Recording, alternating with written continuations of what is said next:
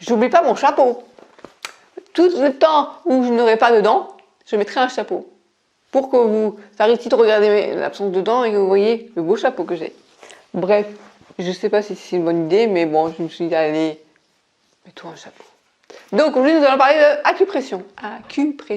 Acupression ou digitopuncture, on peut aussi entendre parler de ça en disant acupressure. En fait, c'est acupuncture sans aiguille. Voilà. Et ça remonte à peu près 5000 siècles avant Jésus-Christ. 5000 siècles. Ok, je dis n'importe quoi. Oh, 5000 ans avant Jésus-Christ. En Inde, en Chine.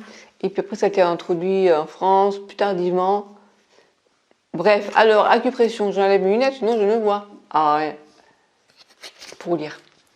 L'acupression est une technique de massage qui est surtout employée pour préserver la santé et traiter certaines douleurs. Je suis pas d'accord que ce soit une technique de massage. C'est pas un massage, l'acupression, c'est on va stimuler certains points d'acupression à certains endroits du corps. C'est pas un massage. N'importe quoi. Ouais, bref. Alors, les origines. Issues de la médecine traditionnelle chinoise. Employée en Chine depuis plus de 6000 ans, vous voyez, je vous disais, et sert à prévenir et à soulager de nombreuses douleurs quotidiennes. Le terme occidental acupression est composé des mots latins acus, point, et pressum, presser, donc appuyer sur les points. C'est l'activité de certains points par la pression. Ah, je préfère, c'est pas un massage. Étant donné que cette méthode se pratique exclusivement avec les mains, elle est nettement plus douce que l'acupuncture, qui nous vient également de Chine et qui est réservée aux spécialistes. C'est les médecins en France qui ont le droit de faire l'acupuncture. Voilà, alors qu'est-ce que je pourrais vous dire il y a plusieurs décennies, l'efficacité thérapeutique de l'acupression était contestée par de nombreux médecins, car elle n'était pas physiologiquement vérifiable. Depuis, elle est reconnue comme une méthode activant les défenses naturelles de l'organisme. Les recherches médicales fondées sur les sciences physiques et naturelles apportent des preuves irréfutables. Des réactions neurophysiologiques sont mesurées et grâce à ce qu'on appelle des méthodes spirométriques, il est possible de constater des changements au niveau de la respiration. Celle-ci est plus profonde et plus détendue et il y a augmentation du volume du souffle. Dans la formule sanguine, on peut prouver qu'il y a une production amplifiée d'antalgiques propre à l'organisme, endorphines, ce qui explique la diminution des douleurs aiguës et chroniques. Alors après, vous allez me dire, peut-être c'est un effet placebo, mais vous savez que même pour le médicament, on fait des études avec placebo. Donc on s'en fout, placebo ou pas, ça marche pour vous, et ben, pratiquez cette méthode. Enfin moi je pense.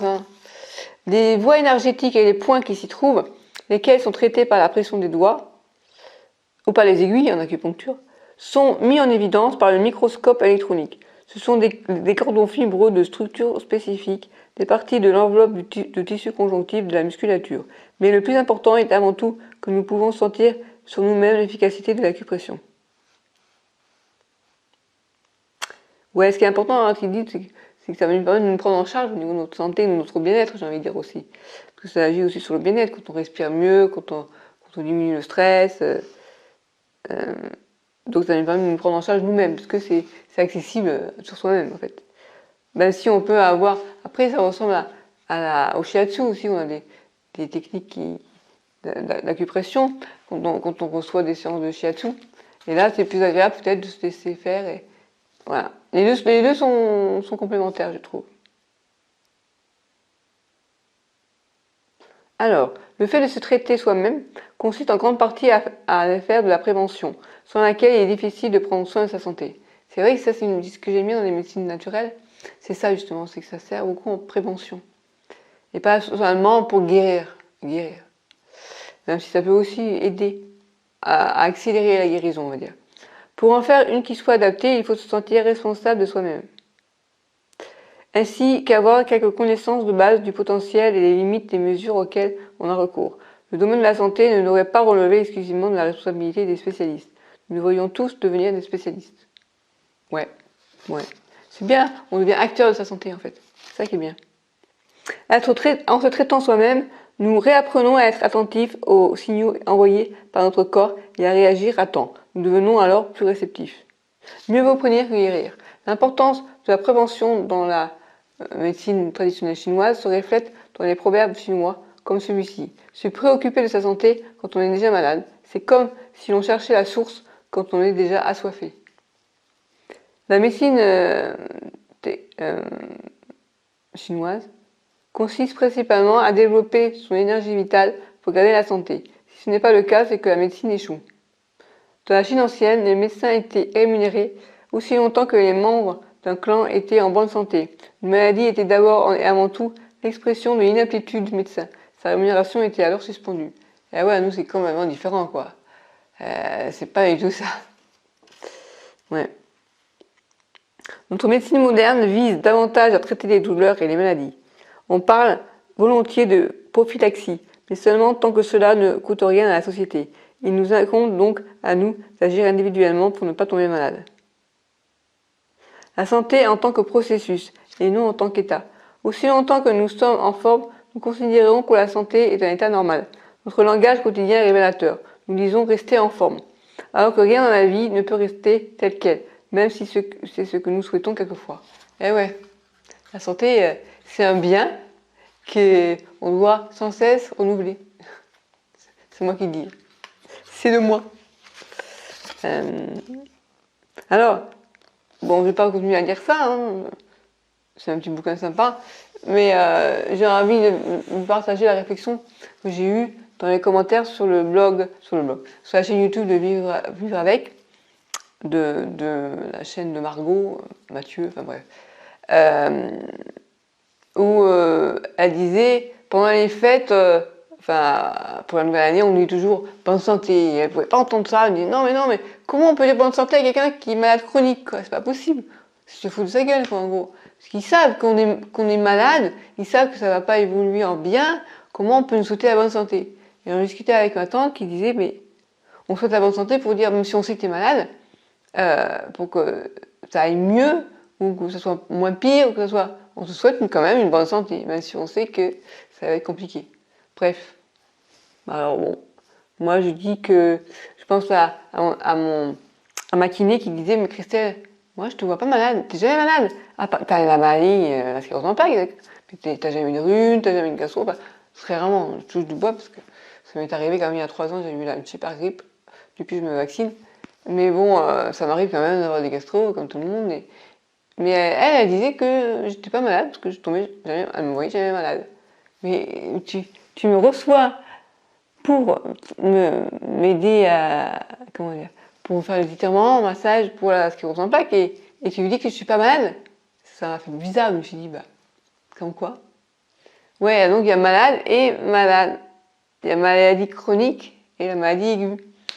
Et si finalement mon système immunitaire, il est bon en soi, c'est-à-dire qu'il fonctionne bien, et il m'évite certaines maladies, bon. Mais d'un côté, il bug pour la sclérose en plaques, voilà. Alors, ça me faisait rigoler, quoi. Enfin, rigoler. Je me dis, c'est vrai, on peut dire, est-ce qu'on peut souhaiter la bonne santé à quelqu'un qui a une sclérose en plaques ou qui a une maladie grave? C'est comme si tu disais à quelqu'un qui a un cancer, bonne santé. Ouais, mais pendant les fêtes, c'est un truc qu'on dit comme ça spontanément. On peut quand même te souhaiter une bonne santé, même si on sait que tu l'as pas, quoi. Ou meilleure santé. C'est pas évident, hein, pour les gens qui vont bien, de s'adresser à quelqu'un qui va pas bien. Qu'est-ce que je pourrais bien lui souhaiter? Eh bien, la réponse est le bonheur. Voilà, du bonheur. Bonheur dans ta vie. Après, bonheur, tu le trouves là où tu veux. Une meilleure santé, de l'amour, de l'argent. Voilà, je te souhaite beaucoup de bonheur cette année. Voilà. Ah là là. Donc, au niveau acupression, le point que je connais, un des points que je connais, c'est celui-là, qui ici, je ne me dis pas comment il s'appelle, c'est celui pour traiter le stress quand on est stressé. Donc je connais ce point-là, donc on appuie en même temps au niveau circulaire comme ça. Soit on presse, et on relâche, soit on appuie et on fait, comment on dit ça, on disperse ou... c'est Jacques Staël qui dit ça. Bref, on tonifie ou on disperse. Ouais. Et ensuite, on a ici aussi un autre point là. Enfin, il y a plusieurs points pour le stress, il y en a plusieurs. J'en ai appris au niveau du tendon là. Après, il y en a aussi 3 travers de doigts, 3 queues au niveau du tendon ici à l'intérieur. Il y a aussi le même à l'extérieur ici. Bref, je vais m'arrêter là parce que sinon la vidéo va être trop longue. Mais je vous dis à bientôt. Cette semaine, on va parler donc d'acupression ou digitoponcture. Si vous avez un objectif précis, par exemple, je sais pas moi, traiter rhume ou les migraines ou autre, si vous voulez que je vous propose une vidéo où je vous montre un point d'acupression, eh bien, n'hésitez pas. Dites-le moi dans les commentaires ci-dessous. Voilà, je vous dis à bientôt. Ciao. Bye bye. Ouais, bref, allez.